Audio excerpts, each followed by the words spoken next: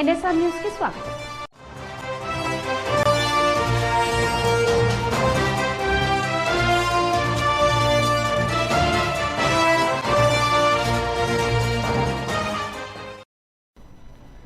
BRS చరిత్రను మలిపేయాలని ప్రస్తుతం అధికారంలో ఉన్న కాంగ్రెస్ ప్రభుత్వం ఆలోచనలో ఉందన్నారు ప్రజాకవి గాయకుడు ఎమ్మెల్సీ దేశపతి శ్రీనివాస్. నేడు బాలసముద్రంలోని బీఆర్ఎస్ పార్టీ కార్యాలయంలో మాజీ ఎమ్మెల్యే దాస్యం వినయ్ భాస్కర్ ఏర్పాటు చేసిన వరంగల్ పశ్చిమ నియోజకవర్గ విస్తృత స్థాయి సమావేశంలో ఆయన పాల్గొన్నారు. బీఆర్ఎస్ పార్టీకి కార్యకర్తలే కథానాయకులని అన్నారు. రాబోయే పార్లమెంటు ఎన్నికల్లో టీఆర్ఎస్ పార్టీ కార్యకర్తలు సమిష్టిగా పనిచేసి గెలిపించాలని కోరారు. తెలంగాణ ప్రజలు పోరాడి సాధించుకున్న రాష్ట్రం తెలంగాణ రాష్ట్రమని గుర్తు చేశారు. ఈ సందర్భంగా దేశపతి శ్రీనివాస్ కాంగ్రెస్ ప్రభుత్వంపై ఫైర్ అయ్యారు. జై తెలంగాణ నినాదంతో మా శ్వాస అని ప్రకటించిన పార్టీ తెలంగాణ పార్టీని, తెలంగాణ తల్లి విగ్రహాన్ని, తెలంగాణ లోగోను మారుస్తానని సీఎం రేవంత్ రెడ్డి అనడం సరికాదన్నారు. తెలంగాణ వాహనదారుల నెంబర్ ప్లేట్లపై ఉన్న టీఎస్ ను టీజీగా మార్పుతో ప్రజలపై భారం పడుతోందని అన్నారు. తెలంగాణ తల్లి అవసరం ఏర్పడినప్పుడు ప్రస్తుతం ముఖ్యమంత్రి తెలంగాణ తల్లి దగ్గర లేరు, సవతి తల్లి దగ్గర ఉన్నాడని కొనియాడారు. మాజీ సీఎం కల్వకుంట్ల చంద్రశేఖరరావు నేతృత్వంలోనే ప్రజలకు అనేక సంక్షేమ పథకాలు అందాయని తెలిపారు.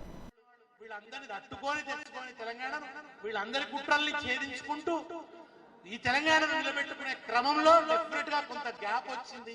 కొన్ని జరగాల్సినవి జరగలేదు. ప్రజల పర్సెప్షన్ మేనేజ్మెంట్ లో కొంత ఫెయిల్యూర్ అయినాం. కొన్ని పథకాలని సాచురేషన్ మోడ్ లో పెట్టకుండా కొంతమందికి అవి ఇవ్వడం వల్ల కూడా సమస్య వచ్చింది. తర్వాత కేసీఆర్ గారు అన్ని వర్గాల విశ్వాసం పొందిన నాయకుడు. ఆయన సకల జనుల సమ్మెను నడిపించాం. ఫలానా మతం సమ్మెను నడపలే మనం. సకల జనుల సమ్మె అది నడిపినటువంటి, దానికి అండగా నిలబడ్డటువంటి నాయకుడు ఆయన. ఆయన విషయాల్లో మీరు పలానా పార్టీతో మీకు అవగాహన ఉంది, అందువల్లనే అని చెప్పి కొన్ని వర్గాలను దూరం చేయగలిగారు. ఈ అనేక కారణాల వల్ల పోయి ఎదురుదెబ్బ తాకింది. దీని నుంచి పాఠాలు నేర్చుకుందాం, మళ్ళా గట్టిగా నిలబడదాం. మనం ఇంతకుముందు చెప్పినట్టు ఫీనిక్స్ పక్షిలాగా నిద్రలేద్దాం, ఫీనిక్స్ పక్షిలాగా పునరుజ్జీవం చేద్దాం, పునరుత్థానం చెందుదాం. డెఫినెట్ గా కేసీఆర్ గారు కూడా ఆయన సాకల్యంగా ఇవన్నీ ఆలోచిస్తున్నారు. ఆయన ఒక అంతర్మథనాన్ని ఆయనలో జరుగుతోంది, కార్యకర్తల మధ్య జరుగుతోంది. వీటన్నిటిలోంచి, ఈ అంతర్మథనంలోంచి, ఈ కొత్తగా నేర్చుకున్న పాఠంలోంచి మళ్ళా కొత్త శక్తితో లేచి తెలంగాణ ప్రయోజనాలను కాపాడి తెలంగాణను నిజమైన అర్థంలో పునర్నిర్మించేటువంటి పార్టీగా బీఆర్ఎస్ తన విజయయాత్ర కొనసాగించడం ఖాయం. జై తెలంగాణ.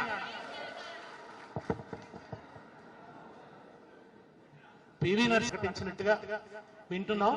మంచి వార్త. ఓ తెలంగాణ బిడ్డకి భారతరత్న వచ్చింది. పివి నరసింహారావు గారి 100వ జయంతి సభల్లో బీఆర్ఎస్ డిమాండ్ చేసింది ఆయన భారతరత్న ప్రకటించమని. విషయాన్ని సందర్భంగా తెలియజేసుకుంటున్నాం. గత 10-15 రోజుల నుంచి చాలా మంది కార్పొరేటర్లు, డివిజన్ అధ్యక్షులు, మాజీ కార్పొరేటర్లు, నాయకులందరూ కూడా నా దృష్టి తీసుకురావడం జరిగింది. దయచేసి నెలవారీ మీటింగ్ ఇక్కడ పెడుతూనే ఖచ్చితంగా బూత్ కమిటీ లెవెల్లో డివిజన్ల వారీగా సమావేశాలు నిర్వహించాలన్నారు. ఖచ్చితంగా అతి త్వరలో డివిజన్ల వారికి వచ్చి సమీక్షా సమావేశాలు కూడా నిర్వహిస్తామన్నటువంటి విషయాలను కూడా ఈ సందర్భంగా తెలియజేస్తున్నాం. ఖచ్చితంగా వాళ్ళని 10 మంది ఇంతకుముందు సుందర్ గారు చెప్పినట్టు గతంలో డివిజన్ కమిటీ ఏమంటే 10 మంది రాసుకోవటం, బూత్ కమిటీలు ఏమంటే 20 మంది రాసుకోవటం. దయచేసి అట్లా కాకుండా నికారసైనటువంటి పార్టీ కోసం 10 గంటలు పనిచేసే సైనికులను గుర్తించి, ఖచ్చితంగా గుర్తించిన సైనికులకు పార్టీలో సముచితమైన స్థానం ఇవ్వడమే కాకుండా రాబోయే రోజుల్లో ఖచ్చితంగా వారికి గుర్తింపు వచ్చే విధంగా కూడా చేస్తానన్నటువంటి విషయాన్ని ఈ సందర్భంగా తెలియజేస్తున్నాను. మొన్నటికి మొన్న కేటీఆర్ గారిని ఒప్పించి మెప్పించి నగరాభివృద్ధి కోసము అనేక కుల సంఘాల కమ్యూనిటీ హాళ్లు గాని, రోడ్లు గాని, వరదలు వచ్చినప్పుడు పటిష్టంగా నాల నిర్మాణం కోసము 500-600 కోట్లు శాంక్షన్ చేస్తే ఈ రోజు మరి ఆ కోడ్ వచ్చినటువంటి సందర్భంగా అనుకోండి, కొన్ని కేటీఆర్ గారు వచ్చినటువంటి ప్రారంభోత్సవాలు చేసినప్పటికీ తిరిగి అదే పనులు ఈ ప్రభుత్వం, ఈ శాసనసభ ఏదో మరి ప్రారంభించినట్టు చేస్తున్నాం. ఇవన్నీ కూడా మీరు చూస్తున్నారు. దయచేసి ఇంతవరకు ఈ నియోజకవర్గానికి ఒక్క పైసా కూడా తీసుకురానటువంటి శాసనసభ్యులు ఇక్కడ ఉన్నారు. ఏదేమైనప్పుడు కూడా దయచేసి క్షేత్రస్థాయిలో కార్పొరేటర్లకు, మన డివిజన్ ప్రజలకు, డివిజన్ నాయకులకు విజ్ఞప్తి చేస్తున్నాను. మనం చేసినటువంటి అభివృద్ధి పనులు కానీ, మనం చేసినటువంటి సంక్షేమ పథకాల లబ్ధిదారులను కూడా ఖచ్చితంగా మనం కలిసినట్టయితే రాబోయే పార్లమెంట్ ఎన్నికల్లో, ఎమ్మెల్సీ ఎన్నికల్లో మన పార్టీ అభ్యర్థి ఈ నియోజకవర్గంలో భారీ మెజార్టీ వస్తుందన్నటువంటి విశ్వాసం నాకున్నదన్నటువంటి విషయాన్ని ఈ సందర్భంగా తెలియజేస్తున్నాను.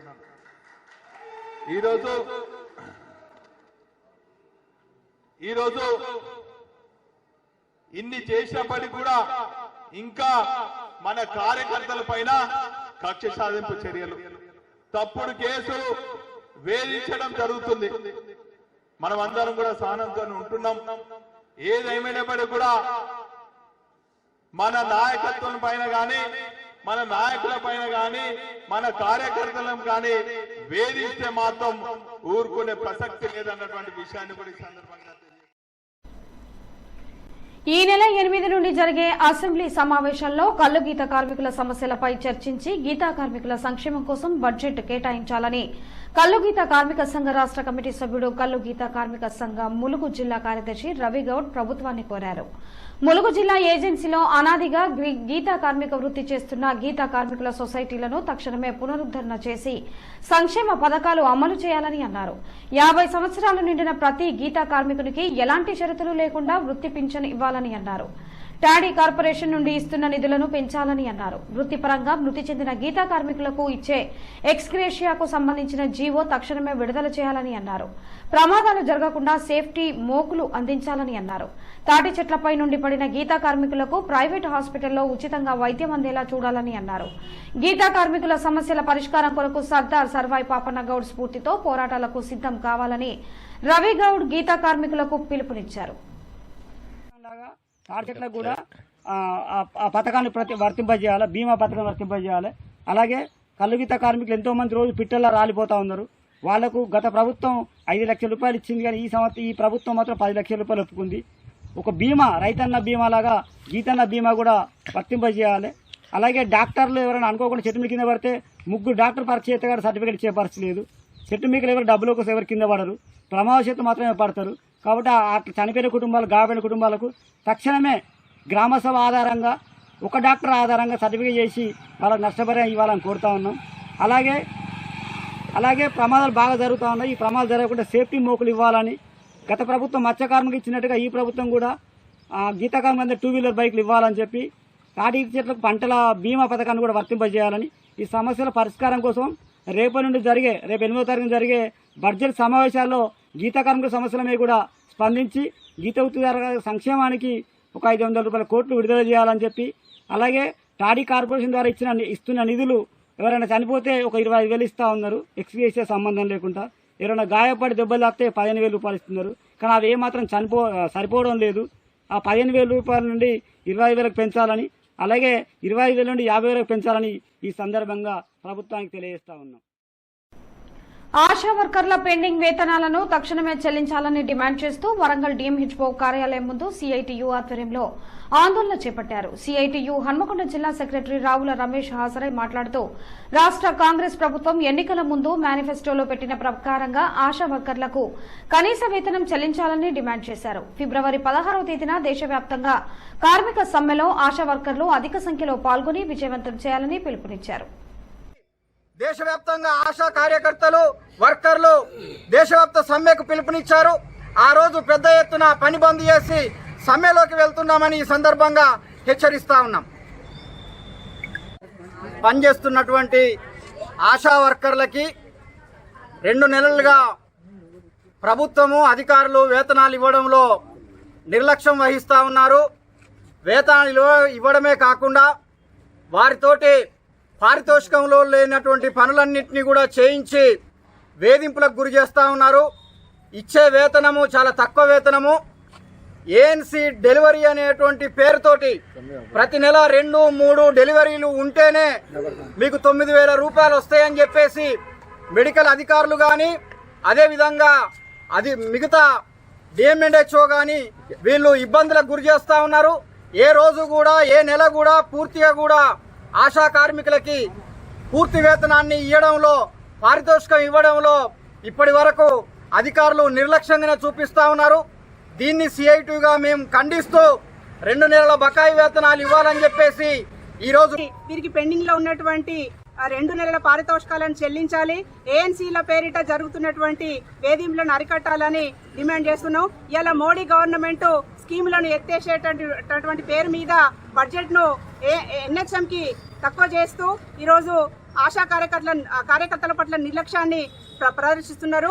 ఇలా ఆశా కార్యకర్తలకు బతికుంటే రక్షణ లేదు, చచ్చిపోతే ఎల్ఐసి లేనటువంటి పరిస్థితులలో ఆశాలు బతుకుతున్నారు. కాబట్టి ఆశాలకు రాష్ట్ర ప్రభుత్వం ఇచ్చినటువంటి 18,000 రూపాయల ఫిక్స్డ్ వేతనాన్ని చెల్లించాలని, ఆలోపు పెండింగ్ లో ఉన్నటువంటి పారితోషికాలను వెంటనే చెల్లించాలని చెప్పి, ఏఎన్సీల పేరిట ఆశాలపై జరుగుతున్నటువంటి దాడిని అరికట్టాలని చెప్పేసి, పారితోషికాలు లేనటువంటి అదనపు పనులు ఆశాల చేత చేయించకూడదని చెప్పేసి ఈ డిమాండ్స్ తోటి ఈ రోజు ఇక్కడ ధర్నా కార్యక్రమం చేపడతా ఉన్నాం. అట్లాగే ఆశాల సమస్యలు పరిష్కరించాలని, ఆశాలను కార్మికులుగా గుర్తించాలని, కనీస వేతనం 26,000 రూపాయలు ఇవ్వాలని, ఫిబ్రవరి 16వ తారీఖున జరుగుతున్నటువంటి కార్మిక కర్షక ఐక్యతతోటి జరుగుతున్నటువంటి దేశవ్యాప్త సమ్మెలో ఆశాలు కూడా పాల్గొంటారు. ఇప్పటికైనా కేంద్ర రాష్ట్ర ప్రభుత్వాలు స్పందించి ఆశాలకు న్యాయం చేయాలని చెప్పేసి డిమాండ్ చేస్తా ఉన్నాం. కొమురం భీం ఆసిఫాబాద్ జిల్లా లింగాపూర్ మండలంలోని కొత్తపల్లి శివార్లో పెద్ద ఎత్తున అక్రమ కలప రవాణా జరుగుతోంది. కొందరు ఇంటి దొంగలే స్మగ్లర్లతో కుమ్మక్కవడంతో పెద్ద ఎత్తున టేకు చెట్ల నరికివేత జరిగిందని తెలుస్తోంది. సుమారు 6 నెలలుగా ఈ తతంగం కొనసాగుతుండగా ఉన్నతాధికారుల దృష్టికి విషయం రావడంతో వారం రోజులుగా విచారణ మొదలైంది. లింగాపూర్ మండలంలోని కొత్తపల్లి అడవి ప్రాంతంలో పెద్ద మొత్తంలో చెట్లను నరికినట్లు తేలగా సుమారు 4 లక్షల విలువ గల కలపను తరలించేందుకు స్మగ్లర్లు అడవిని కొట్టినట్లు తేలింది. దీంతో జోడేఘాట్, ఉడుంపూర్, జన్నారం రేంజ్ పరిధిలోని 6 అధికారులను ఉన్నతాధికారులు సస్పెండ్ చేశారు. కొత్తపల్లి ప్రాంతంలో కలప నిల్వ ఉన్న విషయంపై గత 2 రోజులుగా విచారణ జరుగుతుండగా ఇంటి దొంగల తతంగం బహిర్గతం అవుతుందేమోనని గుట్టుచప్పుడు కాకుండా విచారణ జరుగుతోంది. స్మగ్లర్లు పెద్ద పెద్ద మిషన్లు పెట్టి అడవిని ధ్వంసం చేయగా పెద్ద మొత్తంలో కలప బయటపడుతుంది.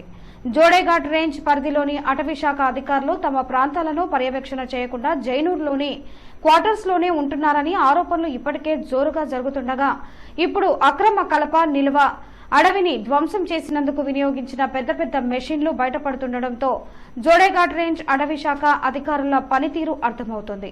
ఇప్పటికైనా ఉన్నతాధికారులు జోడేఘాట్ రేంజ్ అటవీ శాఖపై దృష్టి సారించి అటవీ సంపద సంరక్షణకు కృషి చేయాలని స్థానికులు కోరుతున్నారు. గిరిజన సంప్రదాయాల ప్రకారం మేడారం మహాజాతరను అంగరంగ వైభవంగా నిర్వహిస్తామని జిల్లా కలెక్టర్ ఇలా త్రిపాఠి తెలిపారు. గురువారం మేడారంలోని హరిత హోటల్ సమావేశ మందిరంలో మీడియా ప్రతినిధులతో మీడియా ఇంటరాక్షన్ కార్యక్రమాన్ని జిల్లా కలెక్టర్ నిర్వహించారు. ఈ సందర్భంగా జిల్లా కలెక్టర్ మాట్లాడుతూ జాతరలో గిరిజన సంప్రదాయాలు ఉట్టిపడేలా రద్దీ ప్రాంతాలలో గిరిజన ప్రత్యేక పెయింటింగ్స్ ఏర్పాటు చేయడం జరిగిందన్నారు.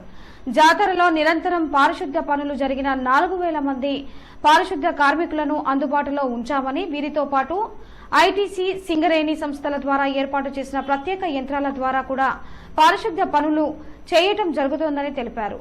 Animal compost, toilet wastage processing చేయడానికే ప్రత్యేక చర్యలు తీసుకుంటున్నామని, జాతరలో వేస్టేజ్ గల్ఫర్స్ సంఖ్య పెంచామని అన్నారు. ఆర్డబ్ల్యూఎస్ ఆధ్వర్యంలో 14 క్లస్టర్ 279 యూనిట్స్ ద్వారా 5,532 టాయిలెట్స్ ఏర్పాటు చేయడం జరిగిందని, నూతనంగా 230 కొత్త బోర్వెల్స్ ను ఏర్పాటు చేశామని పేర్కొన్నారు. ఇరిగేషన్ శాఖ ఆధ్వర్యంలో జంపన్నవాగు లోతట్టు ప్రాంతాలలో మరియు రద్దీ ప్రదేశాలలో గజ ఈతగాలను ఏర్పాటు చేశామని, జాతర సమయంలో 14, 16 తేదీన లక్నవరం సరస్సు నుంచి నీటిని విడుదల చేయటం జరుగుతోందని, వైద్య శాఖ నుంచి 30 ప్రత్యేక హెల్త్ క్యాంప్స్, అంబులెన్స్ ను ఏర్పాటు చేశామని, ఆర్టీసీ మహిళా సిబ్బందికి టికెట్ కౌంటర్స్ వద్ద ప్రత్యేక వసతి సదుపాయాలు ఏర్పాటు చేయడం జరిగిందన్నారు. జాతరకు వచ్చే భక్తులకు 6,000 బస్సులు అందుబాటులో ఉంటాయని తెలిపారు. అనంతరం జిల్లా ఎస్పీ శబరీష్ మాట్లాడుతూ పోలీసు ఉన్నతాధికారుల ఆదేశాల మేరకు జాతరలో 14,000 మంది పోలీసు సిబ్బంది ఏర్పాటు చేశామని తెలిపారు. జాతరలో ప్రత్యేక ప్రణాళికల ద్వారా ట్రాఫిక్, క్రైమ్, భక్తుల రద్దీ కంట్రోల్ చేయడం జరిగిందన్నారు. వనదేవతలను తీసుకొచ్చే సమయంలో భక్తుల రద్దీ ఎక్కువగా ఉంటుందని, రోప్ పార్టీ ద్వారా దేవతల ప్రతిష్టకు భంగం కలగకుండా క్రౌడ్ కంట్రోల్ చేయడానికి ప్రత్యేక టెక్నాలజీ ఉపయోగిస్తున్నట్లు తెలిపారు. జాతరలో 500 సీసీ కెమెరాలు ఏర్పాటు చేసి కమాండ్ కంట్రోల్ రూమ్ ద్వారా పరిశీలిస్తామని, వీఐపీ, వీవీఐపీల దర్శనం వల్ల సామాన్య భక్తులకు ఎలాంటి ఇబ్బందులు తలెత్తకుండా చూస్తామని, జాతరకు తెలంగాణ ముఖ్యమంత్రి రేవంత్ రెడ్డి వచ్చే అవకాశం ఉన్నందున పటిష్ట భద్రత ఏర్పాటు చేస్తున్నామని తెలిపారు. ఈ కార్యక్రమంలో ఐటీడీఏ ప్రాజెక్ట్ ఆఫీసర్ అంకిత్, అదనపు కలెక్టర్ పి శ్రీజ, ఏటూరు నాగారం అదనపు ఎస్పీ సిరిశెట్టి సంకీర్త్, దేవాదాయ శాఖ అధికారి రాజేందర్ తదితరులు పాల్గొన్నారు. Civil sector and officer deployment అంటే సివిల్ ఆఫీసర్ డిప్లాయ్మెంట్ గురించి 8 జోనల్ ఆఫీసర్స్, ఒక 140 magistrates as sector officers, sub staff 560 మంది, ఆర్డబ్ల్యూఎస్, ఇరిగేషన్, ఎలక్ట్రిసిటీ కలిపి టోటల్ మనకు 1472 మెంబర్స్ వస్తున్నారు. ఇప్పటి వరకు మేము రిక్విజిషన్ పెట్టింది ఓన్లీ ఫ్రమ్ ఉమ్మడి వరంగల్. ఒకవేళ ఇది సరిపోకపోతే ఇది సేమ్ యాజ్ లాస్ట్ జాతర చేసాము. ఇంకొకసారి మేము మిగతా ఆర్గనైజింగ్ కమిటీ ఒకసారి మేము కూర్చొని ఇంకా ఒకవేళ ఈ నంబర్ పెంచాలంటే అది కూడా మేము చేసుకోవడానికి సిద్ధంగా ఉన్నాము.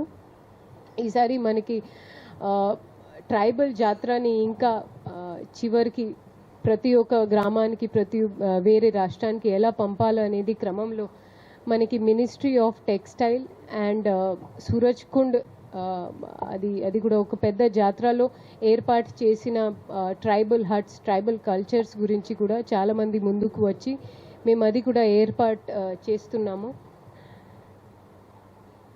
దీంతో పాటు ఈసారి మనకి మహిళా భక్తు వచ్చే అవకాశం ఎక్కువ ఉంది కాబట్టి మేము తప్పిపోయిన పిల్లల క్యాంప్తో పాటు అక్కడ బాలింతలు మహిళల కోసం కూడా హానరబుల్ సీఎం గారు కూడా వస్తారని మాకు కూడా తెలిసింది కాబట్టి సో ఆ రకంగా కూడా ఎలాంటి భద్రతకి లోపం కలగకుండా whatever measures we have to take in terms of security we're taking care.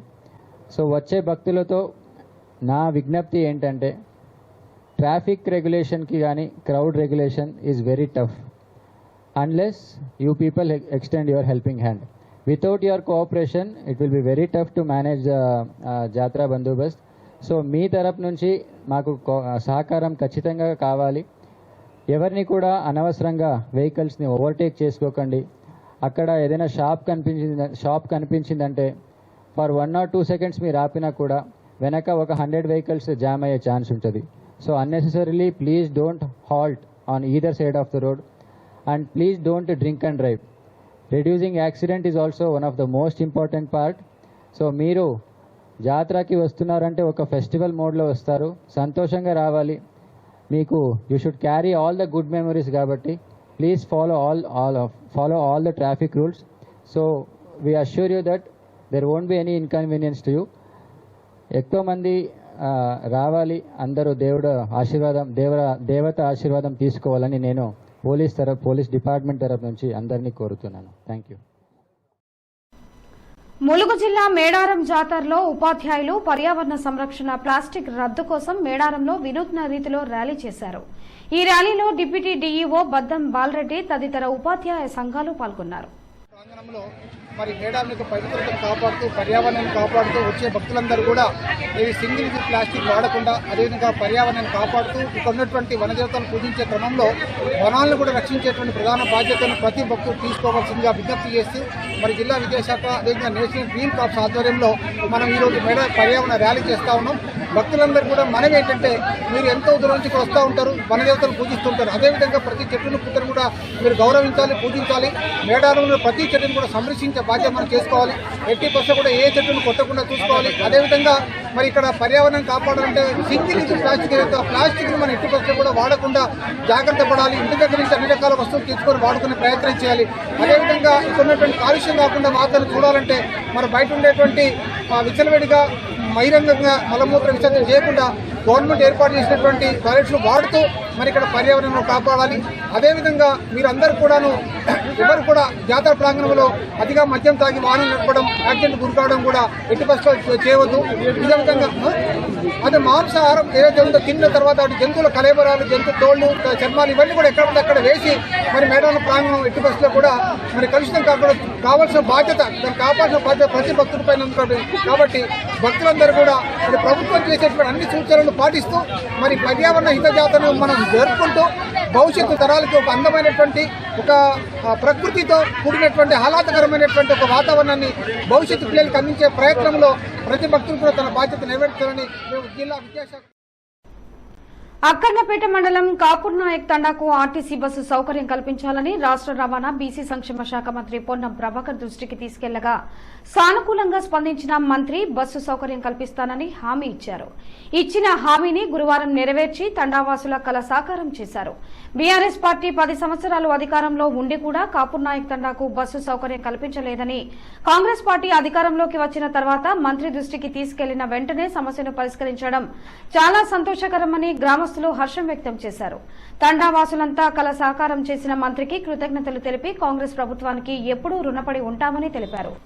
ఈ కార్యక్రమంలో TPCC member Kedam Lingamurthy, single window chairman Bolisetti Sivaiah, మండల అధ్యక్షులు జంగపల్లి ఐలయ్య, సింగిల్ విండో డైరెక్టర్లు బండి కుమార్, బుర్ర ప్రభాకర్, పార్టీ సీనియర్ నాయకులు మాజీ ఎంపీటీసీ బానోతు భాస్కర్ నాయక్, కాంగ్రెస్ సీనియర్ నాయకులు వెన్నరాజు, వాసాల లింగయ్య, గుగులోతు రాజు నాయక్, బైరగోని శ్రీనివాస్ యాదవ్, తాజా మాజీ సర్పంచ్ సంతోష్ నాయక్, నాయకులు వీరన్న, అనిల్ నాయక్, లింగాల స్వామి, జగ్గారెడ్డి, హాట్యాన్ నాయక్, హర్యాన్ నాయక్, వంగపల్లి రాజు, మోహన్లతో పాటు గ్రామస్తులు తదితరులు పాల్గొన్నారు. ఈ వార్తలు ఇంతటితో సమాప్తం. నమస్కారం.